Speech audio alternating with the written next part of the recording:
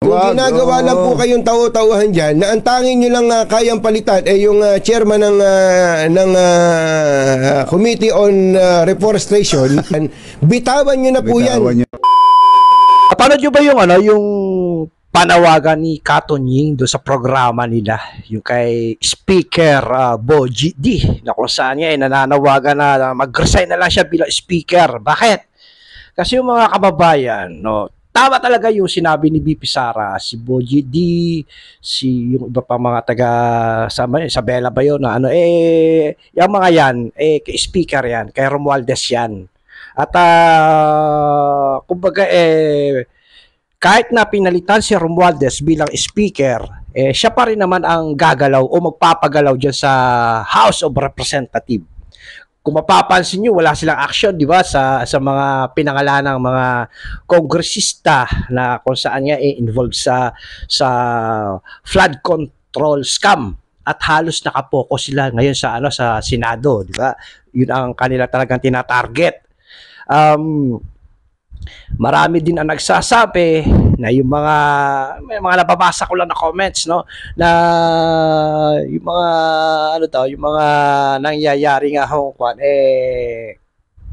ang utak daw di umano ay si speaker pa rin, pati nga yung kay Gutesa, di ba, si retired Marine Gutesa ay nagtatago yata, at kung napanood yun doon sa programa ni Senator Marcoleta doon sa ganang mamamayan, sinabi ni Senator Marcoleta na ito si Gutesa ay tila ba pinatungan daw ng 5 million, para pinapahanap yata kasi hindi nila nga at napanood ko rin yung sinabi ni dating congressman, Mike Defensor Santiago, na si Gutesa ay nasa poder ng Marine, na idininay naman ang spokesperson ng Marines. Magulo, pero syempre ganun talaga, kailangan i-deny para hindi Anyway guys, itong pagiging speaker ni Speaker Boji D ay sabi nga palabas lang yan. Actually sinabi nga yan ni BP Sara na nakawala din yan, sila pa rin yan, isa lang ang utak niyan, kumbaga ang magkocontrol pa rin sa kanya ito si Romualdez, walang iba dyan na palabas na lang nila yan.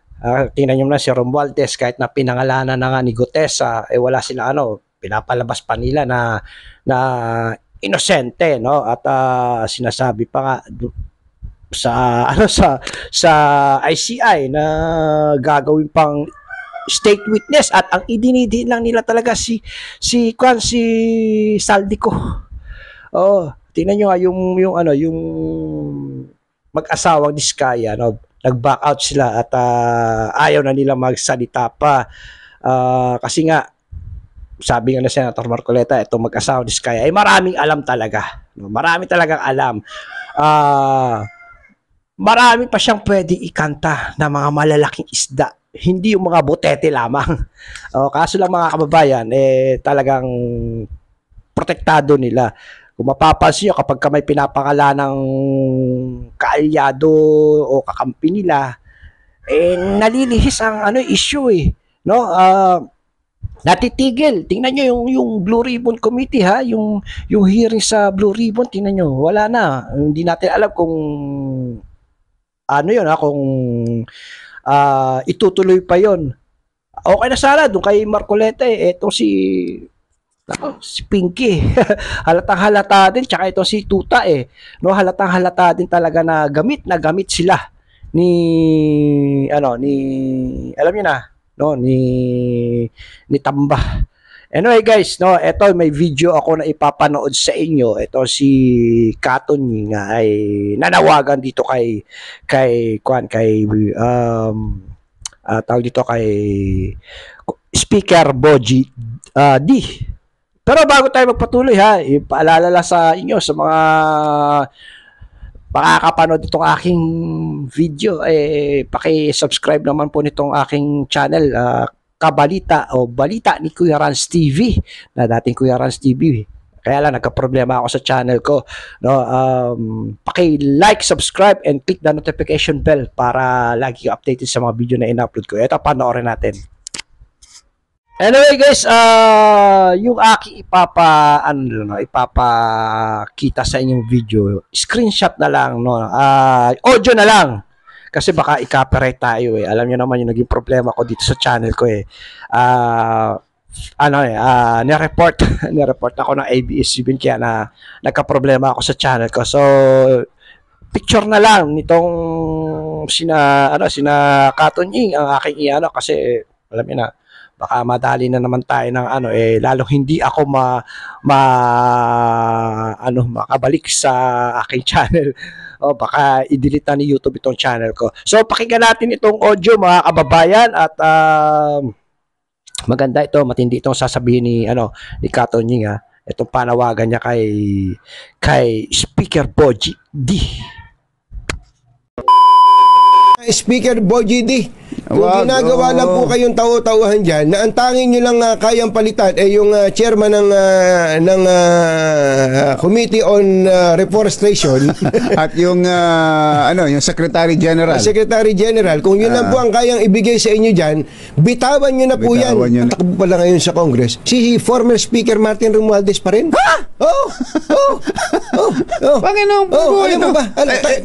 Tanong mo kay Deputy Speaker JJ Suarez. Ba't ganon? Ba't nagkaganon? Kaya nga kaya kung ako kay Speaker Boji, bibitawan ko na yan. Oo. Kayo na lang, ginagawa nyo lang kung tawa-tawahan dito. Inilagay nyo lang ba ako dito para maging tawa-tawahan? Yun nga, Speaker Boji D.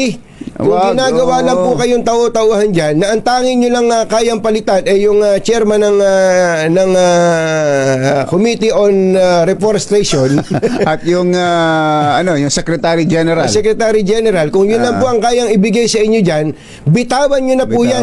At nagmumukha lang po kayong walang silbi po dyan. Kaawa-awa po kayo dyan. Pero kung sasabihin sa inyong bibigyan kayo ng free hand, tanggalin nyo lahat ng Deputy Speaker, kunin nyo ang Committee on Accounts.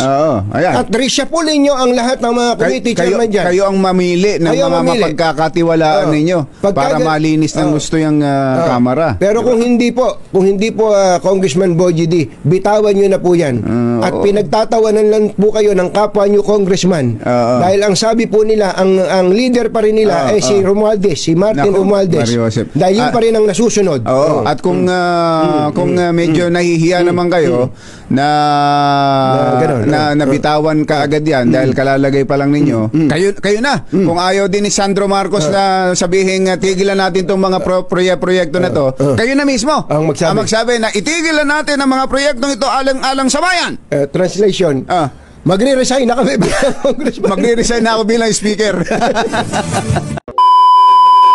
Ayan mga kababayan, narinig nyo itong magka-partner na sina Katon Ying. Nananawagan na nga kay Speaker Boji D na mag-resign na lang. Talagang obvious naman siya ay ginagamit lamang, kumbaga front lamang siya. Front lamang siya at ang talagang nagmamaniubra pa rin dyan sa House of Representatives si Tamba. Tinutulong iso tayo ng mga to mga kababayan ginagago tayo ng mga to. Akala siguro nila mga tanga tayo, mga bobo tayo na hindi natin mahahalata o mapapansin ang ginagawa nila. Lalo-lalo na nga itong mga pinangalan ng congressman na wala naman sila naging aksyon. Ilan yun? 17 congressman. Si Speaker, si Saldico na wala silang ginawa aksyon At sinasabi pa nila wala daw o hindi raw nila may konekta ang pangkukupal sa flood control, hindi raw nila may konekta doon sa mga taong pinangalanan ni ex-marine Gutesa at ang masaklap pa mga kababayan, siya pa ngayon nakakasuhan, di ba? Lang naman nagmagandang loob lang naman itong tao, pati yung notaryo ginawa nila ng issue na kesyo daw pineke, kakasuhan siya. Ewan ko, may mga lumalabas na pati daw si Senator Marcoleta. Alam niyo yun, ito si Lacson may nakita daw silang CCTV, pumunta daw sa opisina ni Senator Marcoleta, natural, di ba? Kung ano, di ba, pupunta talaga sa kanya yon para alam niyo na, mag-usap sila, sabihin ko ano talaga yung mga ano niya. Di ba? Ganoon naman talaga eh. Ewan ko ba dito sa mga ibang mambabatas, no? Bakit ganun? Na sila ay, alam niyo yung mga kababayan, halata-halata talaga, no? Walang mangyayari sa Pilipinas, walang mangyayari, ang kahirapan ay patuloy na talagang magano at etong mga nasa posisyon ngayon, no, itong administrasyon na ito, sila lamang yung talagang magpapakasarap. O habang tayo nasa laylayan, hirap na hirap mga kababayan at talagang nakakagalit. Dahil nga ho, ninalakaw ang tax na ibinabayad sa gobyerno. Wala hong pag-asa, wala hong ano. Ito na nga raw ho talaga ang pinaka-worst na administrasyon. Sinasabi nga ng karamihan. At natatawa nga ho ako pag may nakikita ako post na sa kasalukuyan daw, ito daw ang pinaka-the best na, ano, na administrasyon. Paano tayo maniniwala dyan sa mga ganyan mga kababayan?